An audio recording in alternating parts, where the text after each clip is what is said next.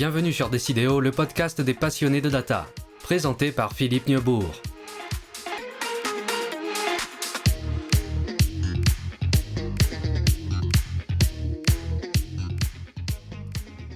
Raffineur de données, c'est le nouveau métier indispensable à l'IA. Imaginez que vous ayez conçu le meilleur moteur de voiture jamais fabriqué. Efficient, puissant, économe, silencieux, non polluant, il a toutes les qualités et vous allez révolutionner le monde du transport grâce à votre invention. Seul bémol, il nécessite pour fonctionner un carburant beaucoup plus pur que ce que l'on trouve aujourd'hui dans nos raffineries.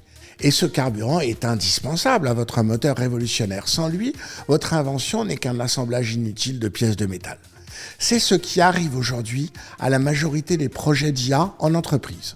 Les modèles sont surpuissants, mais restent de perpétuels adolescents face à la pauvreté des données à partir desquelles vous les alimentez. Vous n'avez pas investi suffisamment dans le raffinage de vos données.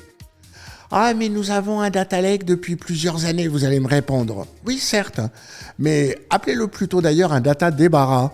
Vous y déversez des données brutes, sans les indexer, sans les référencer, sans les qualifier, sans les améliorer, sans les organiser. Tout cela parce qu'un vendeur de data lake vous a convaincu qu'il contenait un monsieur propre qui allait se charger de tout. Reconnaissez que vous avez été bien naïf sur ce sujet.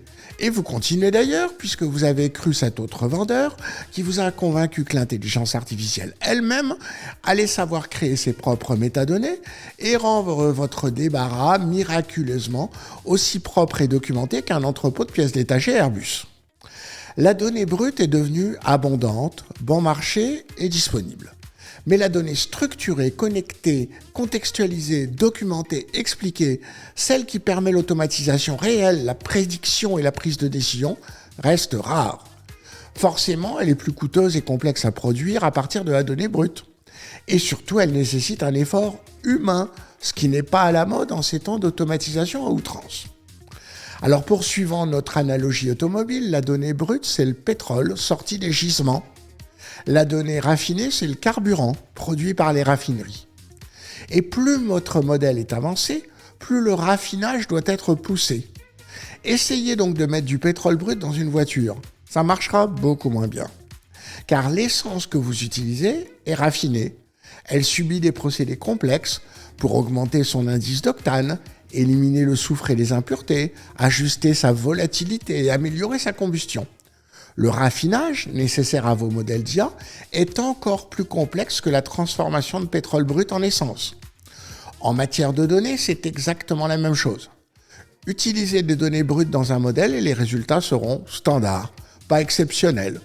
Vous serez à la portée d'hallucinations et de biais, non pas dus au modèle, mais à vos données. Raffinez vos données et vos modèles pourront enfin s'y appuyer pour produire des résultats exceptionnels. La valeur n'est plus dans le modèle, elle est dans la capacité à raffiner la donnée. Le raffineur est donc le métier le plus créateur de valeur dans la chaîne de production de l'intelligence artificielle. Mais qui est-il ? Quelles sont ses compétences ? Quelles qualités sont nécessaires ? Je ne tomberai pas dans le piège d'inventer un nouveau métier de data refiner. Ce n'est pas le sujet, tout le monde peut être ou devenir raffineur de données. Mais voici les compétences nécessaires. Premièrement, une connaissance du métier est indispensable. Le raffineur peut donc venir directement du métier ou être un analyste d'affaires qui se spécialiserait dans l'analyse des besoins en données des modèles d'IA. On évitera un raffineur venant du département informatique, à moins qu'il ne connaisse parfaitement le métier. Ensuite, une compréhension étendue du concept de métadonnées est nécessaire. Décrire, expliquer, documenter, formaliser, structurer, organiser. Cela passe par la création d'une ontologie, d'une couche sémantique commune. Toutes ces compétences sont souvent détenues par des professionnels du document électronique. Documentalistes et archivistes auront ici une carte à jouer. Et les graphes de connaissances n'ont déjà plus de secret pour eux. Et puis finalement, une aptitude à écouter, faire émerger des non-dits et retranscrire des besoins. Encore une fois, l'analyste métier est à l'aise avec ce mode de fonctionnement. Oreille externe, il cherche à comprendre, à poser les questions, à faire émerger les besoins. Exprimer les attentes de préparation des données brutes pour alimenter les modèles d'IA me semble donc un projet d'analyse métier. Les parties prenantes sont les informaticiens en charge du projet IA, les métiers demandeurs et futurs utilisateurs, le département juridique ou le DPO pour évoquer les sujets réglementaires. Et les livrables sont le projet permettant le raffinage des données brutes en données exploitables par les meilleurs modèles d'IA. C'est donc une spécialisation intégrée dans une formation sur l'analyse métier.